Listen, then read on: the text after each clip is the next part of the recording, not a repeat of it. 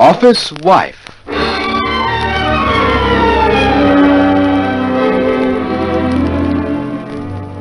The story of the girl who married her boss and of the girl who took over.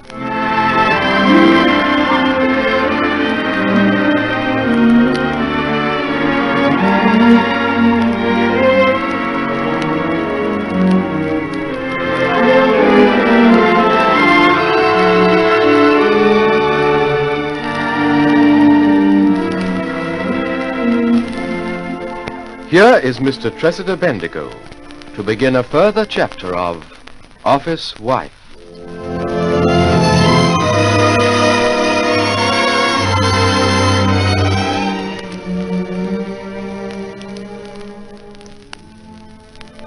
My niece Marcia has just come rushing in at 10:30 at night, if you please, to tell me she's just had the very dickens of it to do with that infernal Bronson girl. By George, the worst thing I ever did in my life was to let that young woman into my firm. It's far too late in the day to do anything about that now. It appears that the Bronson girl actually had the nerve to go to Marcia and ask her point blank to give up her husband. I ask you, what next? The thing that's making Marcia rush about as though she were unhinged is that Stella Bronson knew where Jeff went off to, but she didn't. Well, I just have to get to the bottom of it, that's all. Now, look here, Marcia, it's high time you said to yourself, hang the Bronson girl. And as far as I'm concerned, this husband of yours, too. No. But one minute you tell me those two have had their heads together over Jeff's running away, and the next thing you want him back. Can't you get yourself straightened out for once? I have myself straightened out, Uncle Tressida. I've been a fool, and I'm going to get him back. I won't let that woman beat me, no matter what I have to do.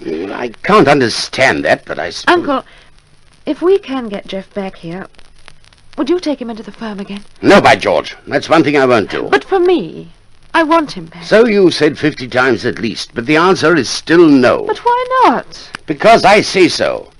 And because he saw fit to walk out with so much as a how do you do. That's why. If it's not too much to ask, Marcia, what's behind this sudden change of front? Something Stella Bronson said. Well, come on. What? She said if she had a husband, she'd make it her business to hold him against all comers. Well, if that's the case, you'd better get up to this Daybreak Island, or whatever it is, yourself. No. I want you to ask Jeff to return to the firm. Oh, please, Uncle Tressida. I'll never ask you to do anything like this again. Offer him an associate directorship or something. Anything. Oh, hang it all, Marcia. You know I hate refusing you anything. Oh, please, just this once. Well, I can't get away for a day or two. Well, that's if I decide to run your infernal errands. You will go? Oh, Uncle Tressida, you're a darling, you really are. No, I don't want to be strangled. I'll go on. Run along home. Oh, that's unless you'd like to stay the night here, huh? No, I'll go back to the flat. I know I've been a frightful nuisance. Worried the life out of you lately. But after this, I'll never worry you again, I promise. I don't blame you for anything, Marcia. It's that chap you're married to. All right. Well, fetch him back. But this is his last chance. You understand, Marcia? After this, if Jeff Pilgrim makes one step out of line, he'd better watch out. One false step.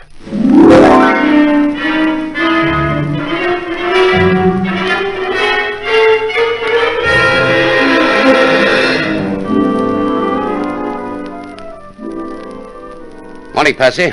Where's that secretary of yours? She's downstairs at the moment. You want to give her a letter? No, I wanted to make reservations for me. Plane and hotel, or whatever they have at this confounded Daybreak Island place. What the devil is it? Right up on the north coast, but who's going to Daybreak Island? I am. Dear me. You won't enjoy it up there, Tressida. I've heard the fishing's no good. You'll get burned to a crisp, and I don't believe there's even a golf course. I'm not making the trip for pleasure. No? Upon my soul. Don't tell me there's any business to be had that far away. Why not send one of our younger fellows? For your information, Percy, I'm going out there to see Jeff Pilgrim. Pilgrim? Yes, Pilgrim. Sorry if I sound testy, but I've decided to take him back into the organization. Bless my heart and soul. What on earth's going on now? I never thought I'd see the day... Now listen. I don't want to have to hold forth with a long rigmarole. My mind's made up. That's the end of it. What's the fellow going to do when you get him back? Handle the Puller account again? Possibly. I don't care if all he has to do is to sit about playing himself noughts and crosses, just so long as he's here. I see. Marcia again. Never you mind. What you give him to do when he returns is your affair. But he's been taken back. That's all. I suppose I'd better warn Harry Palmer in that case. Warn Palmer of what? Oh, why, that Pilgrim's returning and he'll be taking over again, that's all. You won't say a word to Palmer. This is strictly between you and me till Pilgrim actually shows his face here again. Very well, Tressida. I hope you won't mind me saying that I think you're making a very grave mistake. When do you want to travel? The day after tomorrow. I'd better count on being up there for, say, 2 days at least. I'll see to it. Daybreak Island, eh? Pilgrim picked himself a good spot, I do declare. At this time of the year, I'm told you can't move for honeymooners. Honeymooners? I'll give Pilgrim a honeymoon if he doesn't toe the line.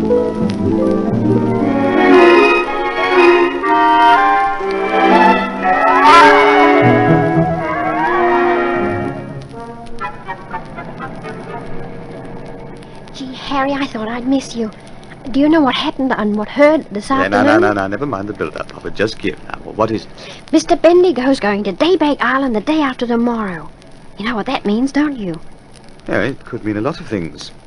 The main one is they know where Geoffrey's gone. Well, that what beats me. How did they find out? They found out, my little sweeting, because I told Stella Bronson, and she very obligingly passed it on to Marcia.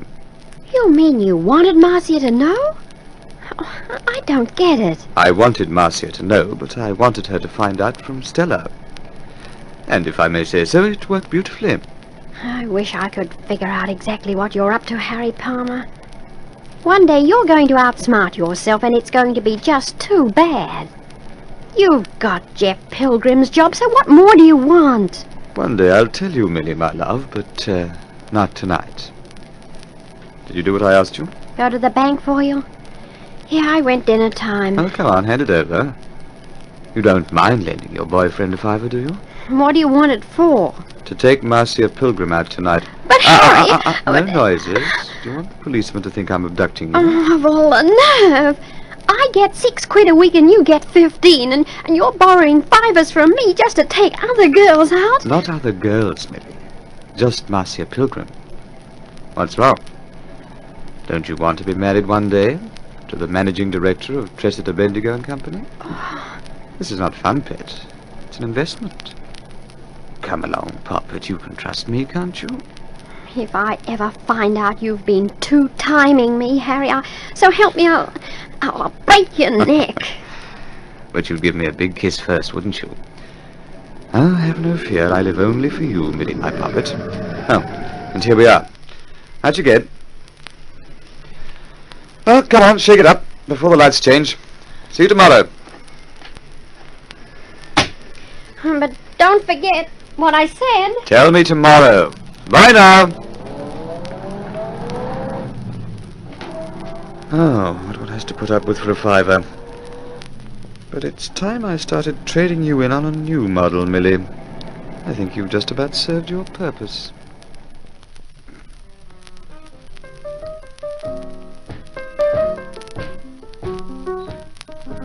They've a new man at the piano, Harry. Who is it, do you know? Not the faintest idea.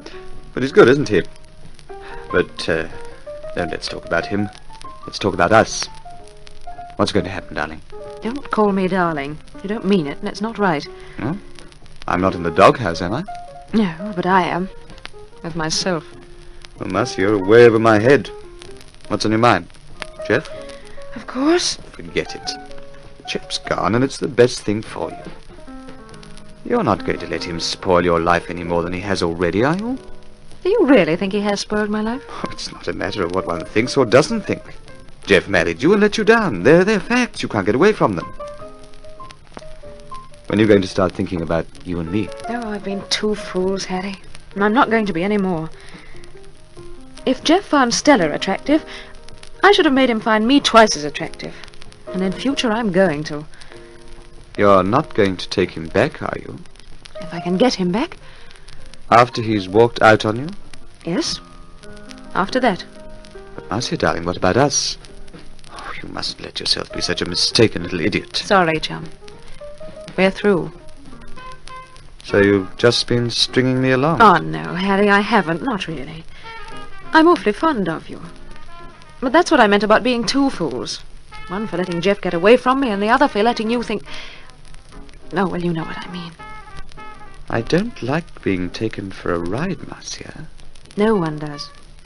And cross my heart, Harry, I haven't been taking you for a ride. Well, it spells fall guy to me. Oh, no. Oh, do be a nice man, Harry, please. Jeff hasn't come back yet, and maybe he won't, ever. And if he doesn't, well, things would be different, wouldn't they? Dance with me like a good guy, please.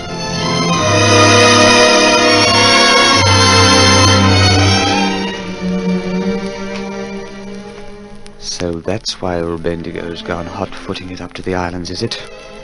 To drag Pilgrim back into the firm and back into Marcia's arms. Oh, no. They're not getting away with that. Marcia's not getting away from me at this stage of the game. I've got Pilgrim's job, and I'm keeping it. They'll see.